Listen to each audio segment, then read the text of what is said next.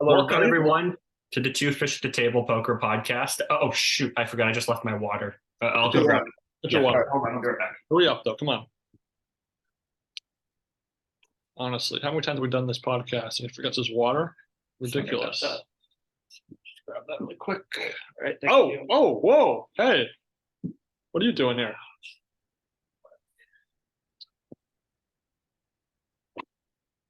Sorry about that. I usually remember these things before we start shooting. I don't know why I forgot that. All right. Welcome, everybody, to the poker vlog edition of the Two Fish at the Table Poker Podcast. I'm one of your hosts, Legend of One on Poker Stars. I'm your other host, East Coast Sam on Poker Stars. Yep, very special episode. We're going to be talking about poker vlogs, just something that Ben and I have wanted to do for quite some time now. We've got four of the biggest hitters in the vlog game. We have Mike Matusow, we have Daniel Negreanu, we have Brad Owen, and we have Mr. Doug Polk himself, probably considered one of the greatest poker content creators of all time. So I'm pretty excited for this one. Yeah, because it's funny with Negreanu and Matusow in particular. I've been a pretty religious watcher of their videos the last couple of years. Brad Mm-hmm. Owen and Doug Polk, in and out here and there, but all of them bring their own unique spin to the YouTube world for the poker content scene. And much like us, we try to they mix things up with some of their content, whether it's talking about particular contemporary poker events or looking back at some previous events. So really, we got a great variety of content to discuss today. Yeah, absolutely. I mean, we decided to do this a bit of a different way than I suppose most people would do it. We decided to have the oldest video on their channel, the newest video on their channel as of our last recording, which was July 28th, and then their two biggest videos. So we didn't go through and watch all of them because in the case of Brad Owen, that would be 300 videos and God knows how many hours of content. Not that his videos are bad or anything, it just would have taken us way too long to get through everything. So we decided to watch just four from each channel. And then maybe if, this people like to see more of this style of content, we can go and watch some other from their channels. But for now, it's just these four. Yes, and so really my thought process was by watching the very first and most recent video, we could really compare and contrast how their styles have evolved. I mean, our podcast itself has evolved over the last couple of years. We began audio only, we incorporated our faces, and then a bit more technology updates here and there. So again, it's a very common thing. You begin, trying to enter into the YouTube ecosystem in one way, and over time you gradually learn, you evolve until you become something entirely new by the end of a journey of a couple of years. So I think that is very evident in our first of our quartet here, Mike Matusow. In 2019, he began his infamous poker vlogs.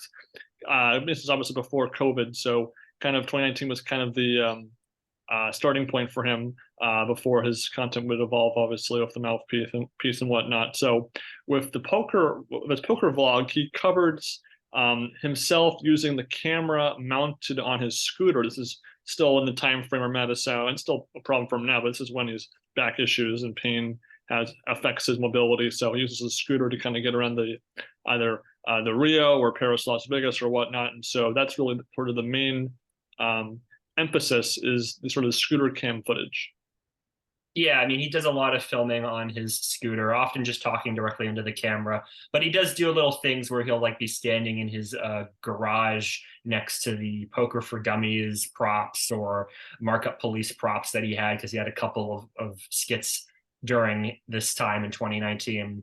So yeah, I mean, very lo-fi stuff, nothing too flashy. I think for his oldest video, he used iMovie because I could recognize some of the font choices from being from iMovie, which is totally fine. I mean, it's about him, his experience in the poker games that he's playing, and his personality, which really comes through even in his oldest video. Just how many sayings he comes up with. My body says "fuck you" every day.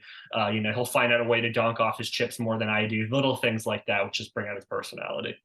Yeah, there's definitely a different vibe to these sort of early era Matusow vlogs compared to his current ones. He complains a little bit less in these early ones. There's a bit more editing to it. We'll get to it, but the more contemporary ones have a very different feel. This one, he's talking to the camera, it's a bit more raw, a bit more emotional almost, where he's trying to really capture him in just in the lens of beginning this journey with the $1,500 Omaha 8 or better bracelet event in the 2019 World Series of Poker.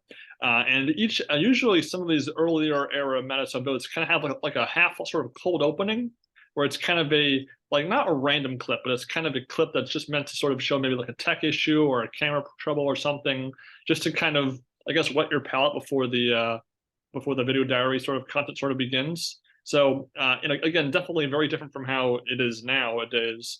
There's a decent amount of him driving to the casino and then kind of scootering his way to the table. And again, Negreanu kind of pioneered the sort of drive-in sequence, I feel like, in his vlogs, which we'll get to.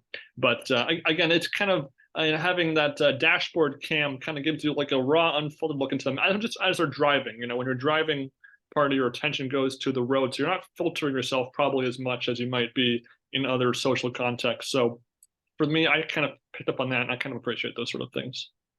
Yeah, and it seems like his preparations for poker is just, sleeping, popping Adderall, eating whatever food he eats, and then heading out. He doesn't have a big setup like Negreanu's has a trailer or an RV or whatever you want to call it, which is just one of the most deluxe RVs I've ever seen, where he can just chill when he's on breaks and prepare meals for himself and so on. Matusow just doesn't have that setup. And again, that's totally fine. I mean, the emphasis on whenever there is a vlog, it should be on the person's personality, the experiences they're going through, what their thoughts and feelings are. And we get a lot of that. Obviously, he's not filming himself while he's playing, or you just get like a little clip of himself and his table mates, which he'll usually just insult his table mates, saying something like, if I lose, it's his fault and I'll point him out to you, things like that. But mostly it's just on breaks when he's got some time to talk about, breakdown hands, which I'll do very informally, quickly to the camera, or just sort of explain how things are going for him generally, or just him zooming around the casino, the mic lane that he has, which is just the little lane between, like, there's the wall, then there's like a sort of rope line, and he'll just kind of get in between the rope line and the wall and just zoom past everybody, which is kind of funny. And yeah, just, Mike repeatedly saying over and over again, I'm going to win this. This is a thread throughout all of his videos. I'm going to win this tournament. I'm going to take this down. Everyone's going to be afraid of me. And then he'll just inevitably lose it. He does, I mean, across the 4 videos, he does fairly well. I mean, he runs deep in most of the tournaments we see him in. But still, it's just like, to hear him just be so braggadocious and be like, I'm going to win this one. I'm Mike Matusow. I'm the greatest. Everyone's going to be afraid of me. And then he just doesn't do it. It's just kind of sad. Yeah, so in this sort of 2019 style, he tends to mostly sort of have bookending filming of himself, usually at the end of a day, not so much every break, how it's more nowadays. And so he actually makes it to the final to day 3 or day 4, I think day 3, and he busts in 17th place in this event, which again is like the final 2 tables, maybe 3 tables if it's an 8-handed event. So again, that's pretty impressive. And you have to wonder if maybe he chose this event for his first vlog because he ran relatively deep. Maybe he recorded himself for an earlier event that World Series and didn't use it because he didn't run deep. So you have to wonder because, for the most part, he tends to upload every major event he plays in a vlog. Not all of them, but a good chunk of them, even the ones he busts out early. So he might have been picking here and there. But again, I actually really like this very first vlog. It definitely, I don't recall watching it when it first came out. Maybe I did, and I still don't remember. But I definitely think that if he kept to this style for the years to come, I think I would have appreciated it a little bit more. Not that it's not fun to watch him complain after he had bad beats or something, but I still think that this felt a bit more of an earnest look into the mouth's brain than some of his more swearing, complaining sort of motif that he'll have later. Yeah, I mean, I hadn't seen too many of his videos before we did this episode, so I wasn't super aware of his style. Yeah, I mean, I like, again, this sort of lo-fi iMovie, almost sort of like grumbling, like self-deprecating. The clip I saw when, at the beginning where he's struggling to open up the camera, I saw it as like a self-deprecating gesture on his part that, as much as he's bragging about how he's going to, beat everybody, it shows some humility. It shows a sense of humor about himself. And there's less of that as time goes on because it's just him complaining about bad beats, him saying, I'm going to win this tournament and everyone's going to, know how great of a player I am. I'm going to make the Hall of Fame this year, all that. Not that there's anything not entertaining about that. It is entertaining in its own way, but it's, again, when there's a little bit of other things, him, appreciating the tournament he's in, appreciating how he's playing, it's a little bit more tolerable than when it's just all him complaining. Mm-hmm. And then this stands for a good contrast to his most recent vlog in the 2023 World Series of Poker, the 25K horse. This vlog a little bit longer. The first one was 24 minutes. This one was about 30 minutes. Um, I was a little confused actually at the very start of the video because it felt like maybe we'd missed something, like something happened earlier in the day, or that like there was like I don't know, or we missed a few levels of the action or something. I don't know. I was a little confused by it. Didn't bother me too badly. Just something I was a little confused by when I first saw it. And again, as I said before, he tends to have a shot of him talking to the camera more or less after each break versus at the end of the day. It's not, depending on how good or bad the level was, maybe that segment could be a little bit longer or more positive or more negative. There's actually a pretty crazy spot that Matusow mentions where he misread his hand. Like literally just he looked at his, I think it was a stud hand, and he looked at the wrong, he thought he had a suited hand and it wasn't suited, so he lost a huge pot because of that misread. But then he goes on a pretty crazy card rush, I guess, afterwards, and makes most of the chips back and then some. So again, Matusow, one of the main problems he has is he's I guess like ADHD or something, so he takes Adderall. He has chronic back pain, and then there's just his ego problem. So he has all these different factors where really the stars have to align. He has to be on a good pain day. He has to have the right food and the right amount of sleep, a good table, and if all of those line up for him, then maybe he has an okay day. And all of those issues are really on full display in this particular vlog. Yeah, I mean, there's a moment where after day 2 where he bags 700K, he's, scootering out of the venue. He's got 6 big bets, and he just starts crying because he's talking about how much physical pain he's in. He mentioned that he had woke up with his leg hurting, that his body was a wreck. And again, little moments like that, really show his emotion and show his humility, that it's not just all ego and bluster. But then he just starts complaining about Josh Aryeh and calling him an idiot. And Aryeh, goes on to win the tournament. And, Aryeh has just been going on. And I mean, the last couple of years, Aryeh has just been playing insane. I mean, he's clearly a very talented player. So to just hear Mike Matusow, who hasn't won a bracelet in 10 years, talking down to this guy who was player of the year last year and is probably going to make the Hall of Fame next year, it's just rubs me the wrong way, especially after seeing that moment of humility from him. Yeah, it kind of reminded me of the Minesboro Olympia a little bit, where we had players that just you could never get them to fold when they were obviously behind, and so and if they beat you in the hand because they hang on to that 25% equity, you can feel frustrated afterwards, but that you played your cards the best. And with Matusow, he takes it very personally. He's poker is his life. I'm sure he would trade a lot just to get another bracelet, just to win, get back in the winner's circle. He really harps on that stud 8 hand where he had like queens up and already like made a set of 8 or something crazy. He mentions it multiple times, and again he makes it to the final table, 5th place finish at 25K, a lot of money, very very good. Matusow, I kind of generalize his tournament performance as he'll cash in a lot of events, and it won't be a min cash. And it might not even be a final table, but it'll be kind of be in that middle ground where it's like a medium-sized cash, where maybe like 2 buy-ins.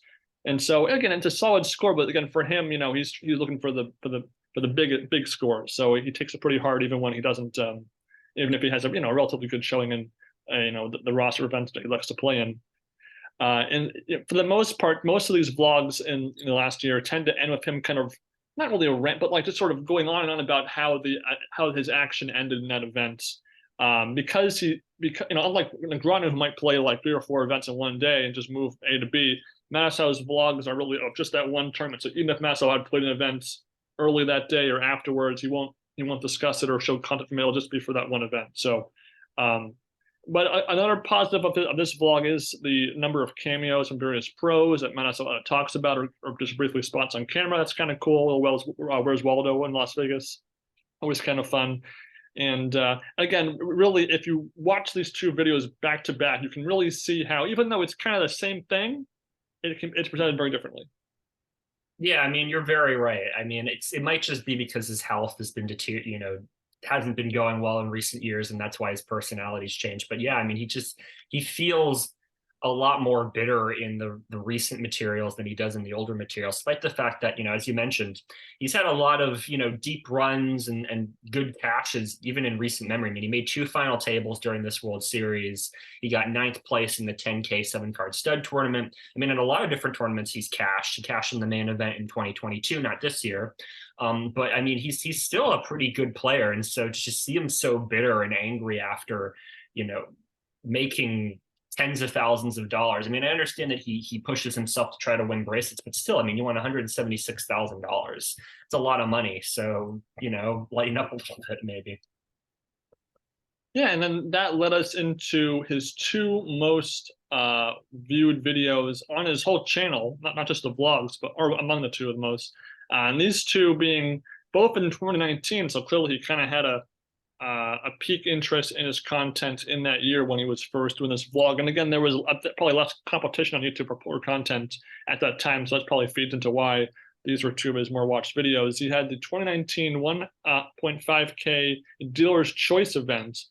This one had 32,000 views. So again, not amazing, but still better than anything that we have on our channel. So I won't be too mean about it. And again, much like in his very first vlog, he kind of has a cold opening involving not being able to turn the camera off. You know, a little amusing thing. You know, Jamie Gold kind of reminds me of Jamie Gold's Twitch stream a little bit there. It's kind of funny. It's pretty similar to his first vlog. Obviously, he pretty much kept, I think, to a pretty similar style for that first year of the World Series that he was doing these vlogs for. You know, he doesn't really do all that great. He has a pretty swift exit on day two. It's a pretty abrupt edit, really, for day two. Not, and which is, you know, it's fine, I guess. It's just I'm a little surprised considering that you could have maybe expanded that a little bit more. But otherwise, you know, it was okay. I know it was just more of the same for me. Yeah, I mean, he guarantees on day two that he's going to win the bracelet. He's like, I've never done that before. And then he busts on day two. And he tells Adam Friedman, who, you know, one of the greatest mixed game tournament players of all time, if not the greatest. I mean, he's a candidate for that title. Telling him that he sucks before busting in the tournament is induced through 7 no limit of all games. It's just very strange. Yeah, I mean, again, it's enjoyable on a, you know, almost ironic level. But yeah, just Mike, just rein it in a little bit. Yeah, I mean, I'm not really sure why what made this video so influential that it would be his second most viewed. I mean, Yeah. I don't know. And then that leads into his number one video, which has 47,000 views. The 2019 10K Omaha 8 or better. So again, a little bit higher above buying, you know, the 10K championship event. So maybe that's a bit more, you know, substantial to for the, you know, if you're scrolling on the YouTube search list. Oh, 10K, okay, I'll watch that one. It was definitely had a bit more of the video diary vibe going for it on this one. You know, he makes a pretty good run of it, making it to day 3, busting in 15th place. Again, so you know, for that kind of finish in a 10K event, you know, I guess it kind of warrants maybe, you know, it being a more successful video because it is a very impressive run in that kind of event. Yeah, I don't really know why this was number one. I mean, there's this just bizarre sequence where these people just commandeer his stroller and are just going through the Rio, like 6 people, like all seemingly like in their 40s, you know, adults, society members, just riding the scooter through the hallways. It's the weirdest moment out of all of these vlogs. It just comes out of nowhere and just keeps going. And yeah, Mikey just continues to insult people. Juan McCarran, of all people, he bumps into. Again, just very strange, like something out of a Christopher Guest movie almost, just sort of these moments in this video. I wonder if maybe the scooter hijacking maybe went viral on Twitter or something like that. So maybe it led to more views. I mean, it was a pretty bizarre thing, and it's kind of intercut with back to Matusow at his table. And I'm not even sure if he knows that's going on at all. And at one point, this lady is like driving it blind because 2 guys are like sitting in the very front of the scooter, and they're like telling her left, right, and you know, a little Crazy Taxi mode, I guess, vibe there.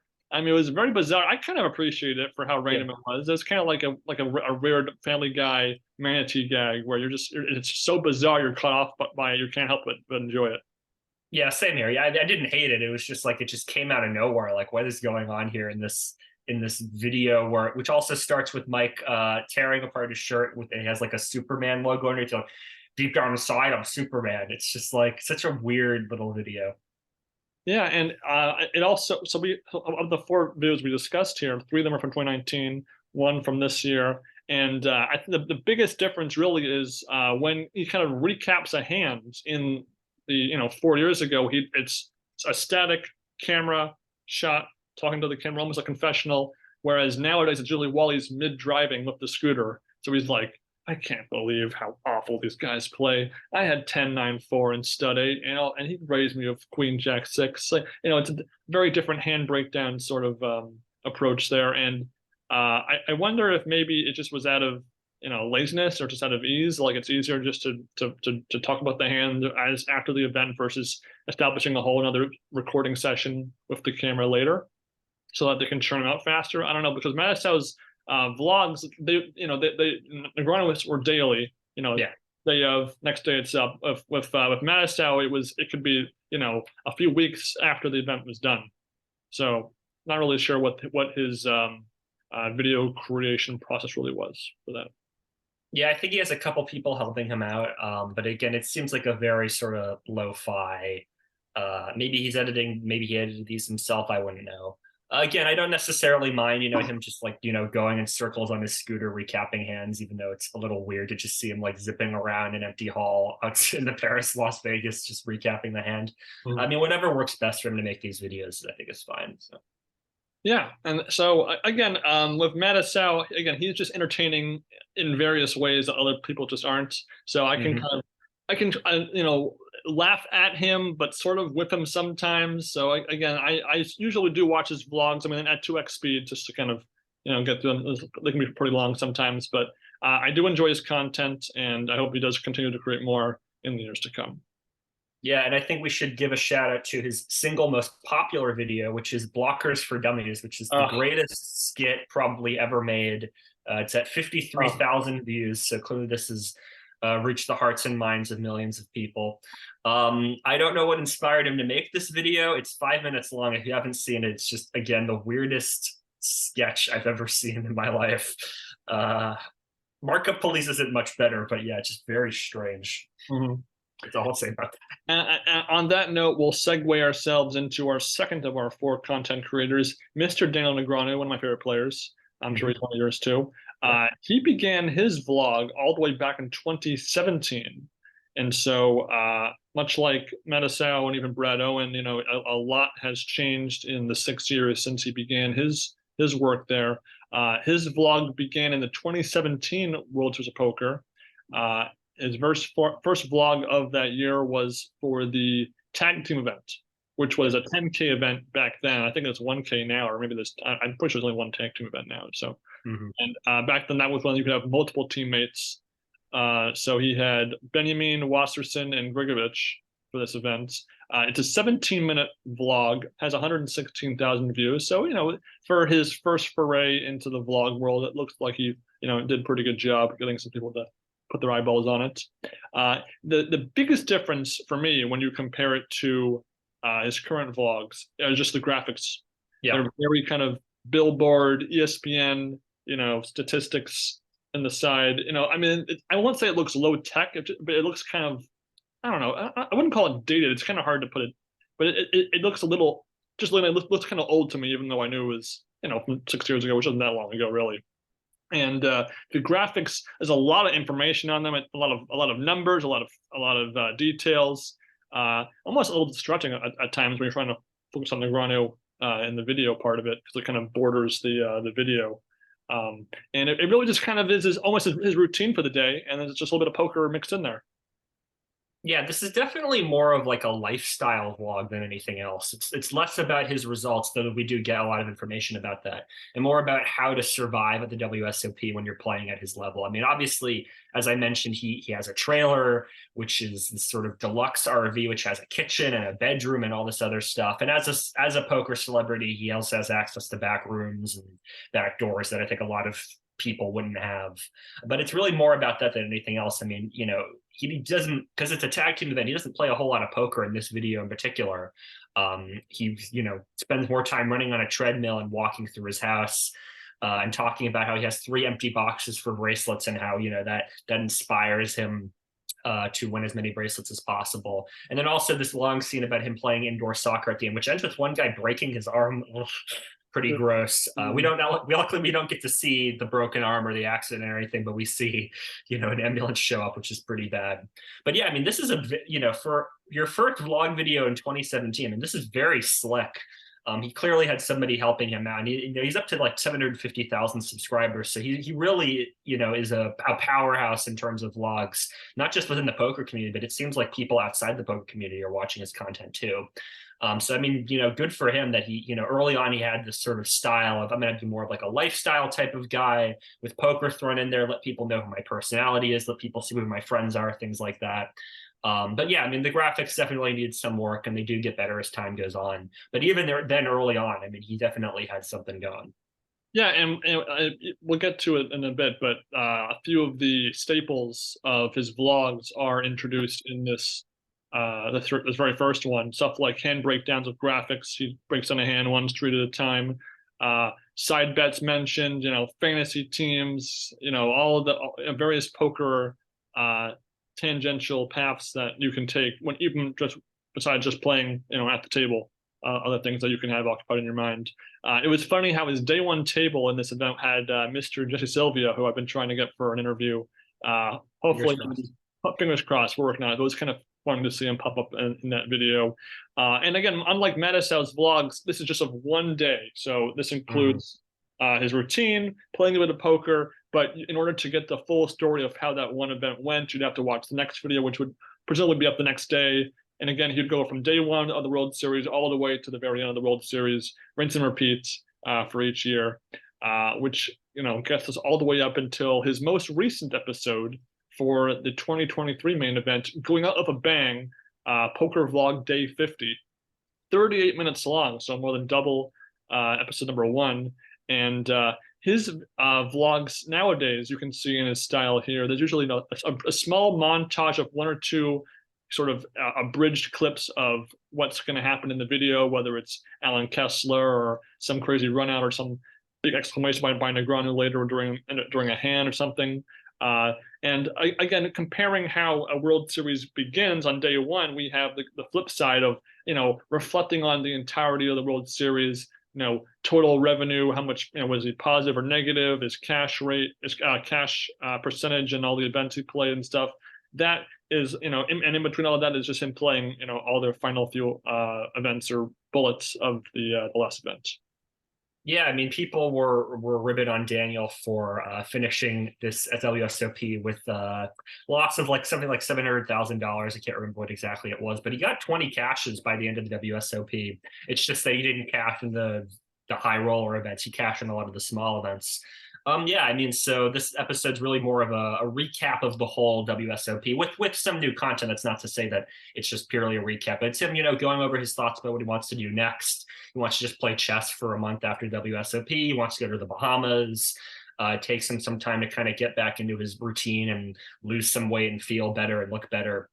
And then, yeah, a lot of sort of recapping a couple tournaments that he played, and just, the people he encountering Jennifer Harmon at his table at one point, which is kind of funny because they've been friends for, 20 years now. Nick Schulman just sort of watching an event. Alan Kessler also showing up, Jack Effel also showing up and telling him that he had to win a bracelet, which unfortunately doesn't happen. So yeah, I mean, a lot of sort of just shout outs and, different things you see. And, he, again, doesn't do super well in these tournaments, but he does cash. So it's nice to see that. And, he seems to have a positive outlook moving forward instead of ruminating over, bust outs he got like a certain somebody we just talked about. Yeah, and one of the strong points of these vlogs is the sense of continuity. Conversations from the episode before, or storylines, whether it's Chainsaw Corner of Alan Kessler. What's bothering you today, Alan? Where Alan might bring up what was the problem yesterday, so that he can reference it today, and maybe it's a new problem or something like that. Also, the fantasy team bets, side bets. His posse. There's a few poker players in the ground a bit closer with that he follows. If he can find them in the field, he'll go to the table and talk to them, say how you're doing. Okay, it's just a nice little. You get a little sense of the community that is in the Negreanu's poker social circle with all that. Yeah, and at the end, to end the video, there's dinner with Deebs, REA, and Toby Lewis, of all people, finishing in 7th in the main event. So it's kind of like, last sort of toast to his friends and to his community by having that at the end, which I thought was kind of nice to see.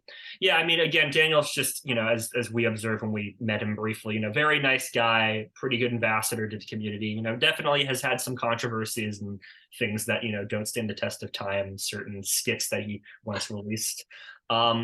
But yeah, I mean, his positive energy is really what just makes these vlogs stand out. The fact that he's willing to delve into the fact that, yeah, social media is mean to him. He didn't have the wins that he wanted to have. It's refreshing, and because he has a positive outlook, it doesn't feel like he's moping over it as much as Matusow was moping over it.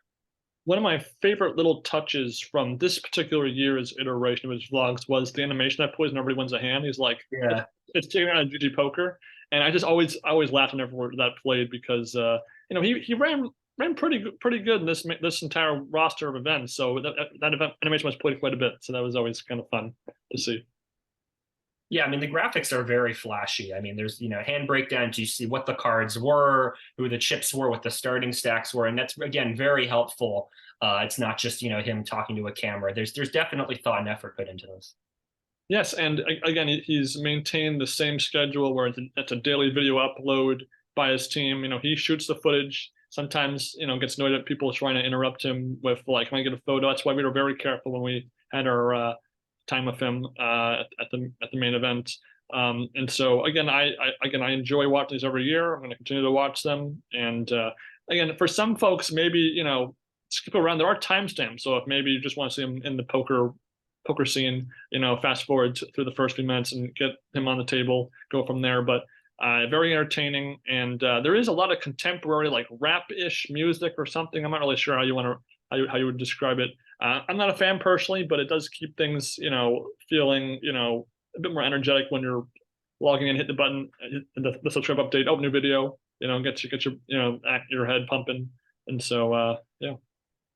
Yeah, the music I'm not a huge fan of either, but it's a little more energetic than just smooth jazz or something. Bum, bum, bum, bum. The Matusow video. Yeah.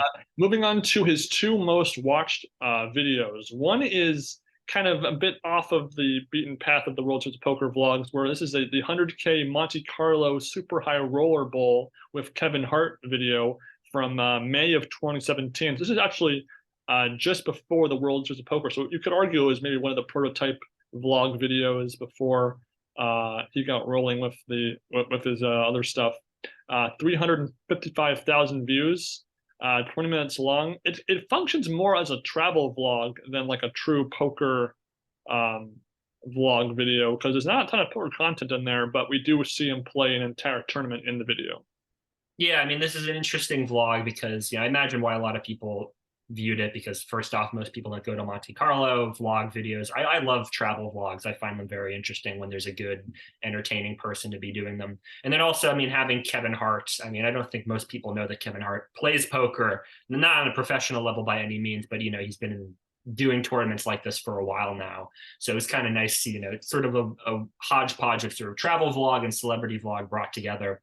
Yeah, and a lot of it's just sort of him going to Monte Carlo, working out, flying first class, and getting this like pod thing. Like, I don't even know, it's like not a seat, it's like his own like little pod to fly to Monte Carlo and staying in a very nice hotel room and getting vegan food and exercising in this exercise center. It's like you wish to have that life, is sort of like what he's trying to be like, aspirational to be like him, sort of, which kind of interesting. And then the second half of the video does actually play poker, and again, not a whole lot of poker action really discussed, and he doesn't film too much inside the venue, probably for copyright reasons, but still there's stuff there that's interesting to watch. And I did like his little trick. He kind of called it his jet lag road trip food plan, where I might try it sometime, where he has a particular schedule for when he eats, when he knows he's gonna fly, and deal with jet lag, so that he's sort of equalizes back to normal for the first day of the trip. I might try it sometime. Might work out for me. I don't know. We'll see. Yeah, I don't know either. And then his number one most watched vlog / video is in 2018. So this is the first time I video in 2018. The $1 million 2018 big one for one drop tournament, day 46 of that World Series with Phil Ivey. It's again, this was the third big one for one drop, the least successful of the three. because it had did not even close to fill out to a number of players. So again, even though it's $1 million buy-in, it's probably one of your best shots at a bracelet. You go through a couple, like 20 plus people, and there you go. Negreanu, this is on day 2 of the event. So Negreanu was 3rd in chips to begin day 2. And then from there, things don't go so hot for him. I didn't watch that one. I watched a different video. What did you watch? I watched the 100K Final Table 2019. I didn't know that was in that. Which video was that one? 422,000 views.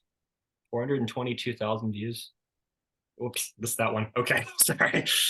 Yeah, so one of the sort of funny things about this particular homework assignment for us was that there's a chance that we might misunderstand or misclick the wrong thing for seeing the right videos. So it just means we have more to discuss here. So yeah, it's definitely a very downbeat episode for the one drop. Negreanu just has a very frustrating day. His breaking point really kind of happens during what I call 20-minute break gates, where the floor man tells everybody it's on camera, a 20-minute break, but then when Negreanu cuts back, it turned out to be a 15-minute break. And this was a floorman that he had an issue with in the previous event he had played for the same kind of issue. And so he was just really tilted that he missed one hand when he was kind of short stacked. And so, one hand, Negreanu did sort of this calculator, and it's about $38,000 of equity that he basically lost by missing one hand in that spot he was in.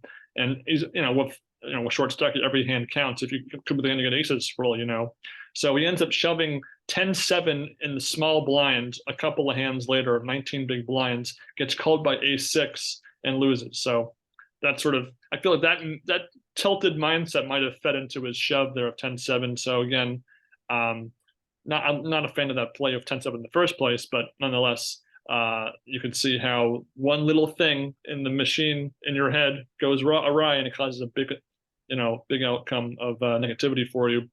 He mentions that he had 40% of himself in that event.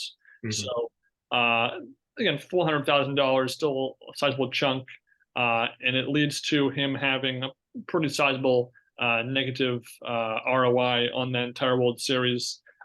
It's a pretty downbeat episode. There's less editing tricks that we kind of have in 2023 of like montage and stuff. It's pretty raw for the most part. And so I had seen this one 5 years ago, actually. So it was familiar for me. And it's a bit different from the very first vlog, but it was also different from his more contemporary vlogs too. Yeah, so the one that I watched was done in 2019. It was called 100K Final Table, playing for 2.7 million. So this is his performance in the 100K no limit hold'em high roller. So a lot of money up at stake, $2.8 million up top. So this was a big deal for him. And so he makes the final table, and he's still in the mix. He's got 6.7 million with 200K, 400K with just a few players left. Makes it to the heads up and then busts in second place. So he takes it fairly well. He even mentions that he thinks that he's tied the record for the most second places ever. He does a couple of hand breakdowns, pretty sure, but this is all toward the first half of the video. And despite the title being in a 100K final table, really it's about him playing the closer. He fires 3 bullets and then busts. Then he plays another tournament. He manages to bag there. But yeah, I mean, here you are at the final table. The title of your video is all about the final table, and you just don't really talk about it that much. I mean, props to him for handling it with grace. For his effort, he got $1.7 million. I imagine he was a little beaten up over, losing to, this guy, Keith Tilston, who I don't think I've ever heard of. Here's Daniel Negreanu, the great poker player, and, Keith Tilston beats him, but he handled it very well. Yeah, I mean, it was a decent video. Again, 2019, so sort of, he again still had his style before this point, but he's still sort of learning things about graphics and, how much to film between breaks and all that. So it was, totally fine. And then again, bunch of people, pop up. Kelly Minkin pops up at his table. Nick Schulman pops up. Nick Schulman got 3rd in the 100K event. All sorts of different people. And he's also sort of reflecting that this was toward the end of the WSOP because he was doing the closer. And so he's just sort of feeling reflective about how everything's going to be over soon. He's seen the ups and downs, but he wants to stay authentic with his audience. So there's a little bit of sort of meta commentary there. So it was a decent video. And again, just summarizing his entire content as a whole, he infuses a lot of his family, his dogs, his wife, his relatively recent marriage to Amanda Letterman. She's often prominently featured. His dogs, obviously, his food, just whether he gets some fancy vegan stuff in Vegas or makes some stuff in his trailer or whatever. It's a good variety of just a very raw look into his life during this, every summer basically. Yeah. Which moves, now we're at the halfway point here, and we move on to Mr. Brad Owen, someone who really kind of, if you told me poker vlogger, I would think Brad Owen #1 first. Yeah, I mean, he's a pure poker blogger in that it's really just all about not even his preparations for, he'll talk maybe a little bit about like on the drive over, what he did to prepare for the day or something, or how his morning went, but it's mainly just about the poker action. Cameras on the felt so you can see his cards, him doing hand breakdowns, him talking about how he felt things had done. Really all about the highs and lows of his performance as a player as time goes on. And I hadn't actually seen his content before this, and I'm definitely, I'm going to subscribe to him and see his future videos because, it really does capture the journey of playing poker professionally. And unlike Matusow and Negreanu, he actually numbers his episodes, so it's much easier to follow, old and new vlog installments. And in his case, it's not just that he's recording more and playing more poker, but he definitely is evolving as a player. He plays a little bit higher stakes over time. He's getting new and newer, better and better top scores in events. Final tables. His first six-figure score was a big deal for him. His first, big profit at a very high stakes, cash game was a big deal. And so over time, you can see him not only evolve as a video maker, but also evolve as a poker player. Yeah, absolutely. I mean, he's not that he's a terrible poker player to begin with here, but he's mainly playing premium hands, aces, ace, king, kings, things like that. He's definitely willing to open up his range as time goes on and mix it up quite a bit. Yeah, and things get started with his first vlog in December of 2016, a 25-minute episode called Poker Vlog Episode 1, where he's a 2-5 player at this point. He kind of does like a semi-formal introduction to what he intends to be a long series of vlog episodes, and then his style of showing us hands he plays is a bit different, where he kind of like he keeps his camera or his phone on his camera or camera on his phone, recording the whole time, and then he'll just hit the fast forward button. Oh, there's my hand. I'm gonna play it, and then next hand, versus how he'll break things down in later episodes. Yeah, it's a pretty simple approach. I mean, they allowed filming a lot more in casinos, several years ago. They've sort of been cracking down on filming in casinos now. But yeah, I mean, I totally think it's a fine approach. And a lot of his hands are, he'll raise and take it down because again, he's only playing 2-5 here. So nothing super exciting in this first episode, though. Again, I like that he introduces himself at the beginning, shows a sense of humor about himself, introduces his cat, does a Sean Connery impression, does a couple little things which I think show his personality and show that he's willing to step forward as a vlogger. Yeah, I mean, he breaks even for the day at the end of it, so it's not again like a super exciting day, but again, it gives a sense of his personality and where he wants to go as a vlogger. Yeah, and there's I'm sure someone a big fan is a tally, but there's episodes where he breaks even, episode where he has a small loss, a small gain, a big loss, a big gain. They're all over the place, and he will show. He's not afraid to show him, losing badly, playing badly, and vice versa, and the reverse. He records what he records, and he's transparent with his audience because that's the swings of a true poker player. Yeah, absolutely. Moving up to his most recent video, episode number 259. So, and about a little under 7 years, he's done 260. So that's almost like 40, probably like 35, 30 a year. It's very impressive. This one's called Opponent Overbets, and I Have Aces and 10+K pot must see. So he does kind of go for these, not clickbait, but sort of the attention drawing titles sometimes. This one, 364,000 views. So again, a very healthy viewership. This is a little under half an hour, so not too long. It kind of breezes by. And in this more recent style, you can really see that the hands are described in detail, but but very quickly. So he gets to a lot of hands, a lot of spots, and he's able to communicate his thought process very effectively to the audience.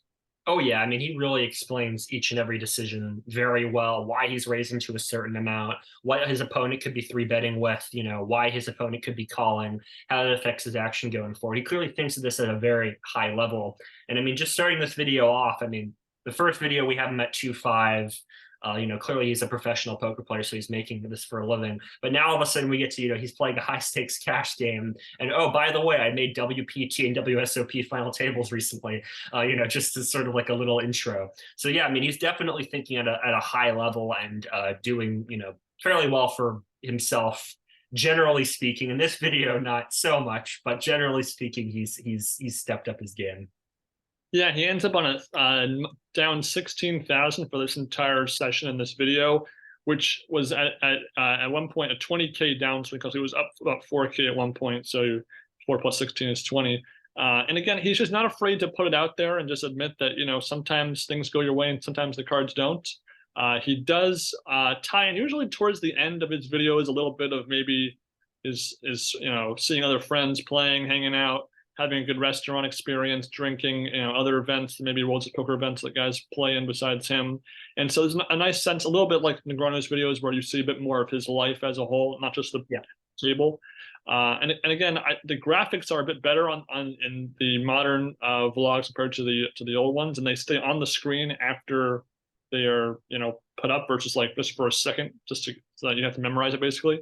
So that's a big help. And again, I watch his videos pretty regularly nowadays. And again, he had some notable moments in this World Series of Poker this summer. So I'm hoping to see more and more good things from him going forward. Going over to his most viewed episodes, he has quite a gap between his most watched videos and how his videos typically do. So his second most watched video is 2.8 million views. Episode number 145. I punish players who insist on bluffing me. Yeah, so this was an interesting video. So I mean, it starts off with him talking about Chinese New Year's decorations. And he's made me. I love this line. It made me calm so I can crush players' souls. He has these sort of like little. He has this like quippy sense of humor, like almost like dad jokes, kind of. I just kind of like it. Nothing too in your face or anything. It's kind of funny. Also, at one point, he forgets the cards, so he has to write it on a sheet of paper, 9-8 of clubs, which I thought was kind of cute. Yeah, and he ends the night with 3K, 3K profit. So I mean, very good episode for him. But yeah, I mean, not a super whole lot of hands in this one that I found like really stood out to me. Yeah, like he gets aces, he gets jacks, he wins big pots with them. He gets queens. And manages to bet on the river and win, but like nothing super flashy in terms of this. So it leaves me wondering why exactly it has so many views. Maybe it's just because of the title. I don't know. I wonder if maybe there's some sort of correlation between how much he wins in that video and then how many people watch it. I'm not sure. And this one's only 16 minutes long. It was made about 2.5 years ago. So maybe it's kind of like that was in the middle of the pandemic. So maybe like it's just kind of peak. Someone wants to see new poker content and it's not happening as much elsewhere. So maybe I'll turn to his channel to get some of that. I'm not sure. We do get a couple of his coined phrases like Bradley dollars, pocket jiggities.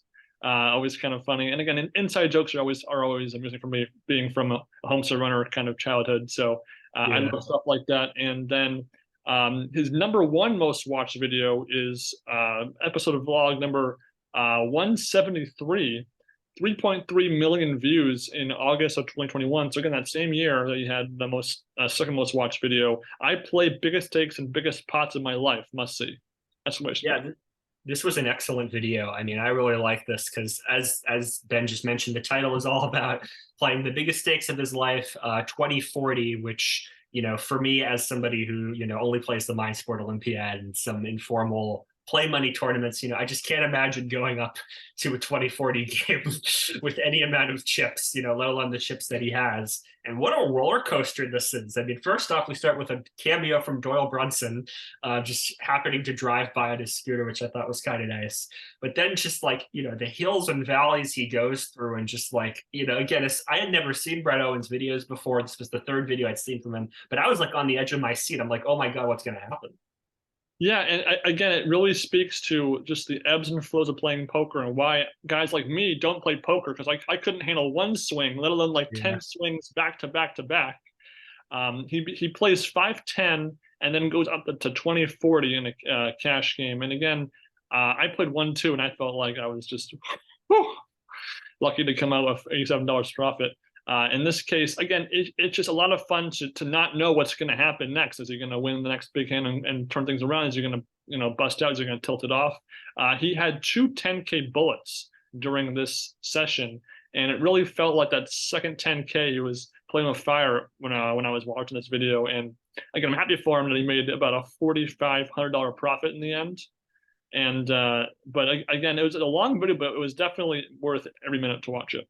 Absolutely. Yeah. I mean, I was just nervous the whole way through.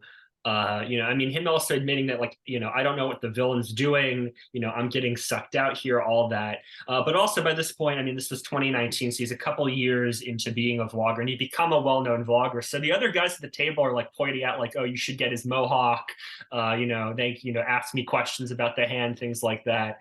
So, even while he's like all nervous over the action of his hands, like everybody else just seems like really cool guys, which made this more enjoyable for me. Like it would feel, just terrible, like if he was just getting bullied by people who were actually mean to him. But like everybody seemed really cool, so that was nice. Absolutely. And something just to generalize his other vlog episodes. So he kind of does this hybrid thing of Negreanu and Matusow, where when he's playing in the main event, it typically he did like one day of the main event per episode.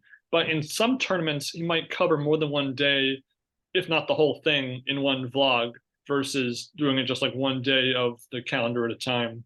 So he kind of has a hybrid there for when he's playing tournaments, which obviously are very different from cash games. But as far as if you want to learn about cash game poker, this is definitely the vlog for you. Obviously, Negreanu and Matusow are more about tournament play, which again is a lot of fun to watch too. But it's very different when you're sitting at the table. And we didn't have the fortune to run into Brad Owen in Vegas when we were there this summer, but hopefully we'll run into him and hopefully just at least get a fist bump or something. Yeah, definitely seems like a nice guy. He's not trying to put on, an air that he doesn't have. I mean, at the end of this video, he seems genuinely like, like on the verge of tears, emotional. I mean, like anybody would be. I mean, this was an absolutely crazy session. He said that, at the time it was the biggest bluff of his career. He had Queen 4 of hearts, he pulls it off. He hits a flush with Queen 6 toward the end of his session, wins the biggest pot. So it's like, again, like it feels earned, after you've gone through this whole video with him. And seeing all these ups and downs, like, yeah, this was a terrific video. Totally agree. And that leads into probably the most wild card YouTuber of the bunch here, Mr. Doug Polk, who kind of combines a number of different styles of videos. There's exposés into poker issues, just generic poker news, streaming himself playing poker, just a lot and hand breakdowns of just like old televised poker, just a lot of different stuff. And so just looking at his channel itself, there's such a variety from just the 4 videos that we had to watch for this episode. Yeah, I mean, it is, Doug is a hard person to assess because, again, he's had a lot of controversies, especially recently. We're not going to try to delve into that too much, though he does make a couple little references here and there to different things he's been involved in that I think we'll point out as we're talking about this. But yeah, I mean, a lot of people, as I mentioned, consider him to be like the greatest poker content creator of all time. That's precisely because of what you said, Ben. I mean, he really is a master of all these different styles of talking about poker. He's willing to have a sense of humor about himself. He has a very flashy, in-your-face sort of editing style. He tried making like political commentary videos at some point. I thought those weren't that bad, and then he just stopped making them. But I could definitely see him sort of spinning off into other areas, and I think he was considering doing that for a while, and then he just decided I'll stick with poker. I mean, I'd be very curious to see if he ever does go that route.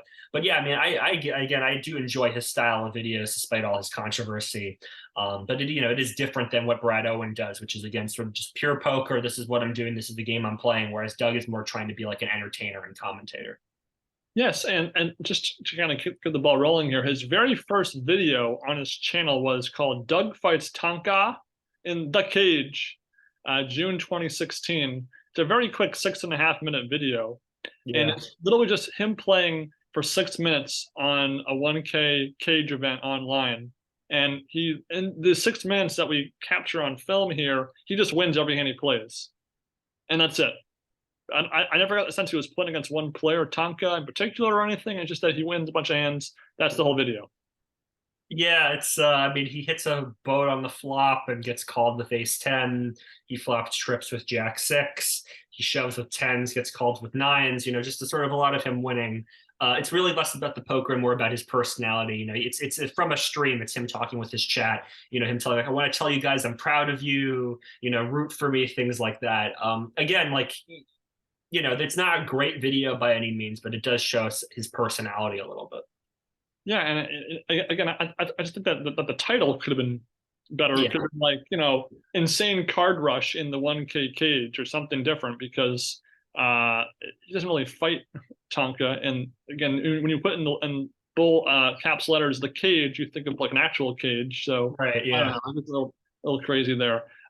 His most recent video is Shocking Scandal, the Millionaire Poker Cheater, talking about Ali Msirovic, which was a story that began in 2021 with allegations of him cheating. Sam's doing that look where I think he didn't watch this video. Is that Yeah. Mine was Major Poker Scam, that one. right? But as of July 28th, though, that one. Was it?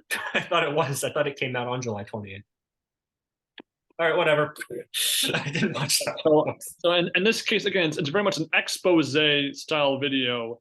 So almost total opposite of what his sort of 6-minute stream of himself playing poker was, where he details various bullet points in the poker world of news. And again, it's a very comprehensive breakdown. It's not just him giving his opinion. He's talking about other people's evidence or content, and he ties them in. And it's very well edited and flows very nicely.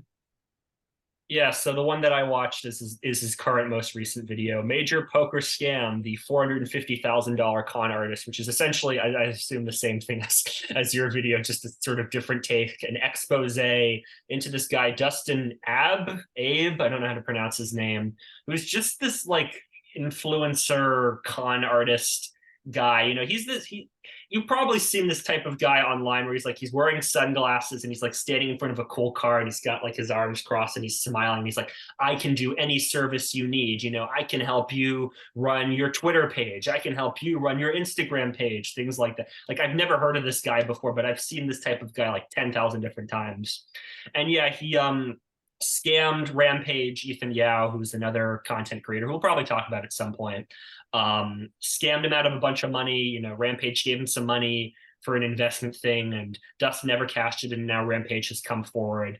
And yeah, I mean, Doug definitely sides with Rampage, even says that Rampage showed bravery by coming forward and talking about the scam. But also just some very strange things have happened in this conflict. Like, Rampage has challenged Dustin to a boxing match and said that if Dustin can knock Rampage out, the debt is forgiven. He won't go after him legally. But if Rampage can knock Dustin out, then the debt still stands, which again is just very strange, right? But again, Doug largely sides with Rampage on this one, and I watched a lot of videos just making fun of Dustin and his weird TikTok videos where he's showing off his like $10,000 watches and his $80,000 car and whatever. Again, just looks like a total sleaze bag.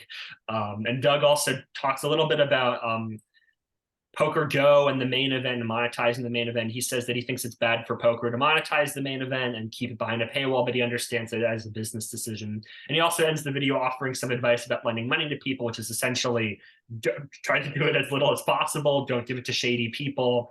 But yeah, most of the video is just comedic, him sort of ribbing this guy, Dustin Abe, and doing different bits as him and, saying that he's gonna, take your money and things like that, which, Dustin definitely has grounds for a defamation suit if he has the money and resource to go after Doug. We'll be talking a little bit more about defamation suits against Doug Polk, I think, in a moment. But yeah, funny stuff. Yeah. So again, he even though we watched their videos, they both kind of spotlight Doug Polk's style of how he will provide his opinion, but he'll kind of be a little snarky here and there. Maybe put some clever edits in there, and just to kind of get his point across, but also entertain the audience too. Yeah, absolutely. Moving on to his two most popular videos. So second in views is Set Over Set for $561,800. Patrick Antonius follows right into Tom Dwan's trap. 3.1 million views. I was a little surprised that this one had so many views. I mean, there's a good number of channels that just do hand breakdowns, and Right. typically it's of older poker content. And Poker After Dark is definitely one of the more common sources of these hands. Sometimes like the Hustler live stream, maybe, but for the most part, for like old school poker programming, it's usually Poker After Dark, actually, maybe High Stakes Poker. Hmm. And here he breaks down a hand between Tom Dwan and Patrick Antonius in a cash game. 13-minute video, so not too long. And it's just kind of your typical Doug Polk hand breakdown kind of video, where he kind of breaks down each player's actions 1 through at a time. Yeah, I mean, I can understand why this video was one of his most popular ones, because Tom Dwan is a huge player. When people think of crazy poker players, he could have any two cards. They think of Tom Dwan. Also, Patrick Antonius is still fairly well known, and it is a sick hand. I mean, Dwan has pocket kings, Antonius has tens. Antonius gets a set on the flop, and then Dwan turns at his own set. Just a really sick hand, and yeah, I mean, nothing too much to talk about. I mean, Doug's kind of okay with the action for the most part. He's confused by a couple moves here and there, but he does eventually lean toward Antonius calling with his set, which I think I would have called in the same spot. Not that that matters, but yeah, I mean it's a fairly straightforward hand breakdown. He'll show a little clip, he'll talk about it, show clip, talk about it. Nothing super flashy, but it gets the job done. Absolutely. And again, that is really kind of the formula for Doug Polk is he'll show a hand clip raw, rewind, talk about it, then get to the next part of the hand, rinse and repeat until the hand is over. And that way it's really hard for the viewer to miss anything, because you're seeing exactly what he's referring to in the moment, but you had a chance to digest it first, so you're not coming in totally cold, trying to follow both the table talk and Doug Polk's talk at the same time. So that was a smart move. And again, it's just pretty basic. Nothing wrong with it. I'm just a little surprised that this kind of video was the second most watched video. Yeah, I think it's just because Dwan is so popular. I think it's just that simple. And that leads into probably the most thought-provoking video of the 16 we discussed here. His #1 most watched video: shocking poker cheating. Why is everyone freaking out about Mike Postle? Or Postle? Fossil. Postle. Almost 4 million views for this video. Came out in October of 2019. So again, this is pre-pandemic poker action, and it's kind of an investigation, half expose, sort of news report type video about supposed cheating collusion by Mike Postle with the Stones Poker Hall stream. Yeah, this was a big scandal back in 2019. I'm sure we don't have to go through it very much. A lot of people remember it. Yeah, I mean, it's his video into the allegations against Mike Postle, which I propose we do an episode on this and we watch the streams and talk about it, because I think that would be interesting. But yeah, it's his sort of read on the situation, and he does conclude that Postle was cheating off of a number of I think pretty good arguments. One, Postle had an insane number of winning sessions, pretty much never lost, and won by big margins each time, despite the fact that he only played a few low stakes tournaments. He made just absolutely utter soul reads on people, just being able to bluff people and raise all in with just bizarre hands like 5-4 off. He also made really great river plays. There's also just weird stuff involving the RFID chips, including probably my favorite moment in the whole video, which is like the commentators just start going, "The cards are wrong. Oh, the cards are wrong," during this one hand. And the cards, like the graphics change, and Postle all of a sudden has the nuts. Like just out of nowhere, he has a straight. When Doug pointed out, like, RFID chips don't work like that, right? If there's an RFID malfunction for a card, it would be that malfunction through the entire stream. It wouldn't just happen once. I mean, maybe you could say like the graphics people got it wrong somehow, but even then it's weird. And then also Mike Postle had all these connections to the Stones employees. The commentators just seem to adore him and like make jokes like, "Oh, he's the apostle. He runs like God," and all this stuff. So again, it's a pretty damning video if again you're buying into everything that Doug's saying. Not to mention there's this one great clip of Mike's brother talking about how Mike tried to cheat a roulette wheel prize giveaway type thing, and so sort of a unfiltered no just raw look at his character from the eyes of his brother, his own flesh and blood, in his family, one of his probably his closest friends, and so that was it plants the idea that it could be in his character, and that's important if you're trying to convince a guy like me, who I know evidence is key, but you also have to put motive and is it in their character to do something like this, and so definitely got my mind thinking. Yeah, I mean, the big thing that a lot of people point out is his bizarre sort of body language that in the middle of a hand, he'll be kind of like looking down like this toward his crotch, essentially, which, led to the nickname of him being Crotch Man, which I just find really funny.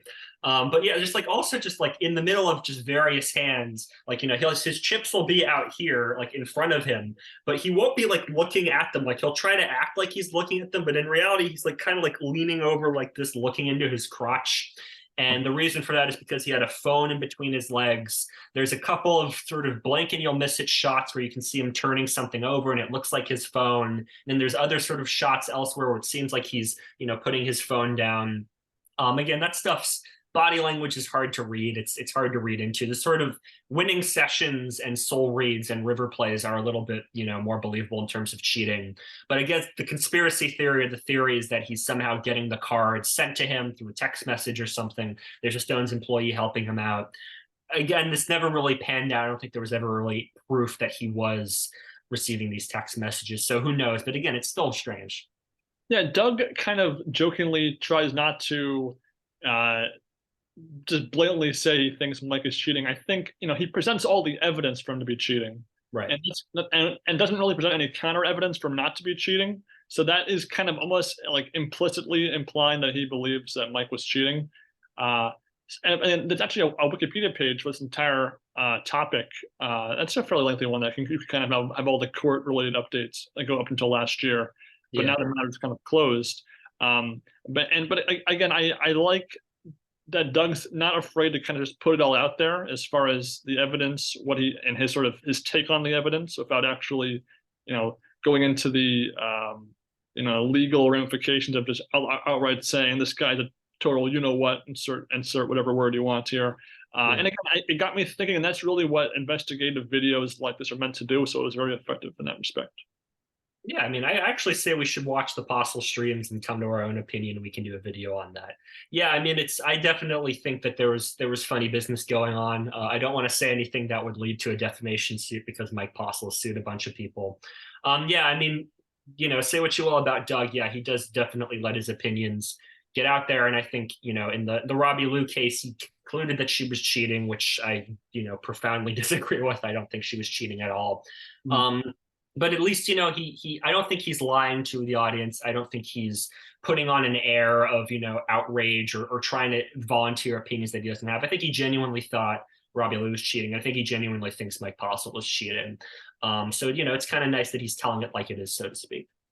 Yeah, and again, it really speaks to the quality of his content that we really can have such a strong opinion and reaction to just the words he's saying.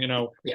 And again, with his account, it's a poker content account. It's not bound by any formula or structure. He's kind of has the freedom to do whatever he wants on his channel. So you might not, maybe you don't care if it's kind of, then maybe you'll like his next video because it'll be totally different. So there's just a lot of that wild card factor with his channel that makes his stand out from the other three that we've discussed so far. Yeah, I mean, on the other hand, he does do a lot of this sort of, investigative, scandal stuff. He made a video on Martin Cabral. He made, videos on pretty much everybody. Anybody who's been accused of cheating or suspicious behavior, will just say. But yeah, I mean, he also does, again, a lot of sort of breaking news and, here's this person winning his bracelet. Here I am winning my bracelet. I think he sort of says he's semi-retired, or he plays streams or whatever. I'd be curious to see him do sort of more Brad Owen or Dan Negreanu type stuff, where it's like, here I am at WSOP. Here's how my tournament is going. Here's how I prepare, things like that.